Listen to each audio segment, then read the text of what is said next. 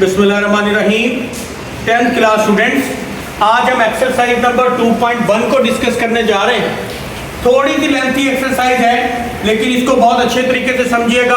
अगर ये कंसेप्ट आपको समझ आ गया तो इंशाल्लाह ताला पूरी की पूरी एक्सरसाइज के साथ साथ आपको पूरा चैप्टर भी समझ आने वाला है। ठीक है, तो अब सबसे पहले हम इसका क्वेश्चन नंबर 1 देखते हैं।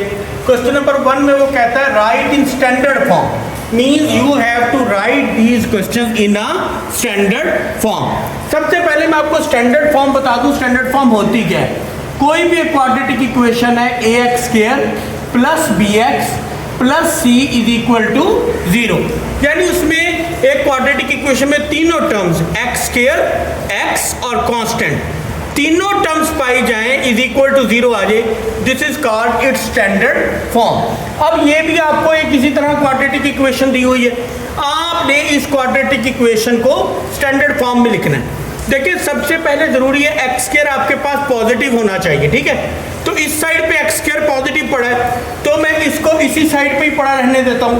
2x स्क्वायर प्लस 3x जो है वो इस साइड पर आ जाएगा, तो चेंज इनटू -3x, और -1 goes to other side, change into +1, तो ये इज इक्वल टू क्या आ जाएगा 0।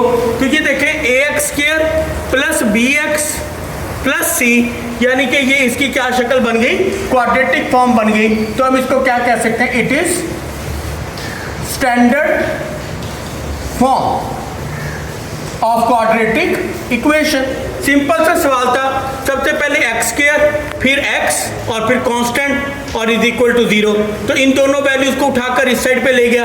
Plus 3x change into -3x, -1 change into +1, तो ये इसकी क्या बन गई, standard form, standard quadratic equation form बन गई।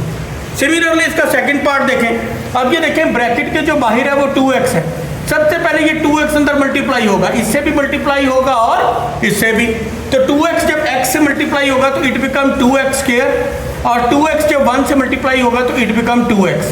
सिमिलरली 4 जब 2 से मल्टीप्लाई होगा तो 8x, और 4 जब 3 से मल्टीप्लाई होगा तो इट बिकम 12।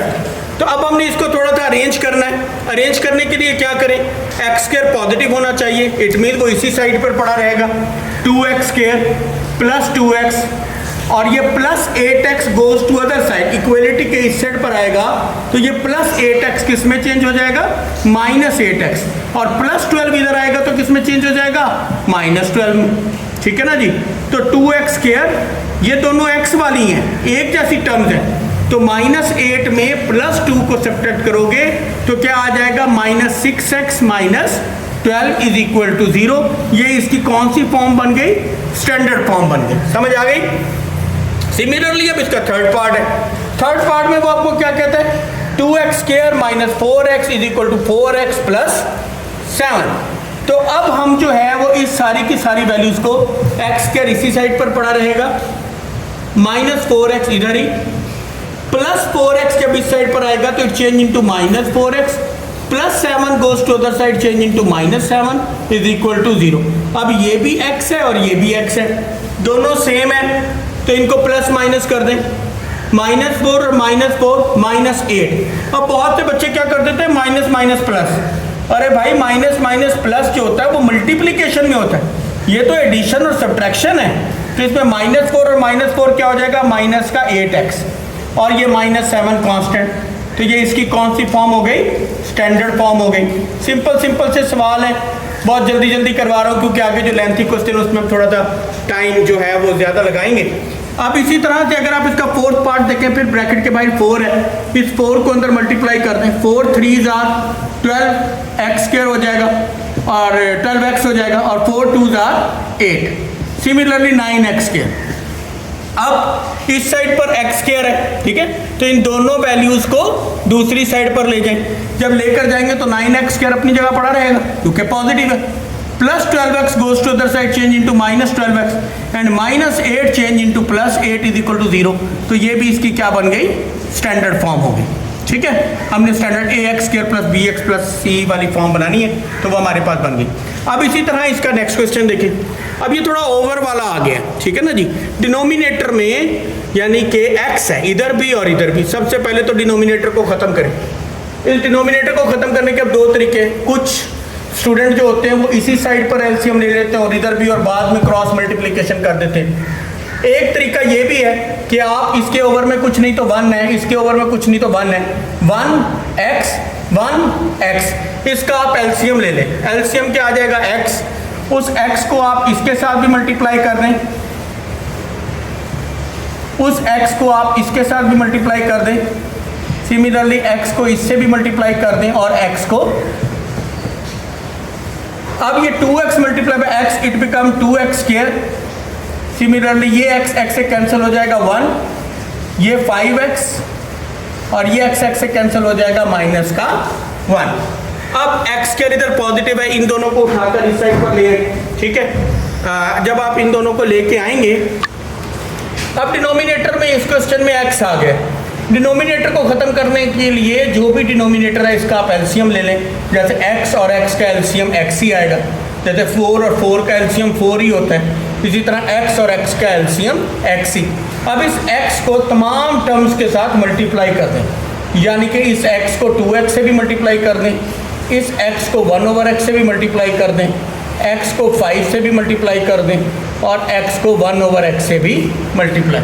अब ये 2x multiply by x it become 2x square, x से कैंसिल हो जाएगा +1, ये 5x x से कैंसिल हो जाएगा -1। अब ये 2x स्क्वायर +1 प्लस 5x इधर आएगा तो -5x और -1 इधर आएगा तो थोड़ा सा अरेंज कर दें, 2x स्क्वायर, फिर ये x वाले 1 और 1 क्या हो जाएगा 2 = 0, ये इसकी क्या बन गई स्टैंडर्ड फॉर्म। आप नीचे लिखेंगे भी सही, it is the standard form. अब याद रखिएगा, जब भी इक्वलिटी साइन हो और दो ओवर वाली वैल्यूज हो तो हम सबसे पहले क्या करते हैं, क्रॉस मल्टीप्लिकेशन कर देते हैं। तो इस x को मल्टीप्लाई कर दें किसके साथ, 6x + 6 के साथ, और 1 के साथ किसको मल्टीप्लाई कर देंगे, 20 - x। अब ये x अंदर मल्टीप्लाई होगा, x multiply by 6x it become 6x square.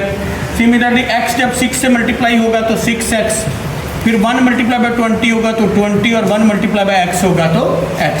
अब अगेन अरेंज कर लें, x स्क्वायर इस साइड पर है, पॉजिटिव है, 6x स्क्वायर 6x -x इधर आएगा तो +x और +20 इधर आएगा तो -20। 6x स्क्वायर 6 और 1 टोटल कितना हो जाएगा 7x -20 = 0। तो ये इसकी क्या बन गई स्टैंडर्ड फॉर्म, क्योंकि ax स्क्वायर + bx + c यानी कि ये इसकी स्टैंडर्ड फॉर्म बनी। ये आपका क्वेश्चन नंबर 1 था और होप्स हो कि आपको क्वेश्चन नंबर 1 समझ आ गया होगा। तो इंशाल्लाह ताला ये बहुत इजी सा क्वेश्चन था। अब इसके बाद क्वेश्चन नंबर 2 है, वो इंशाल्लाह ताला हम कल करेंगे। होप्स हो कि आपको ये समझ आ जाएगा और आप इसको बहुत अच्छे तरीके से प्रैक्टिस करेंगे। शुक्रिया, अल्लाह।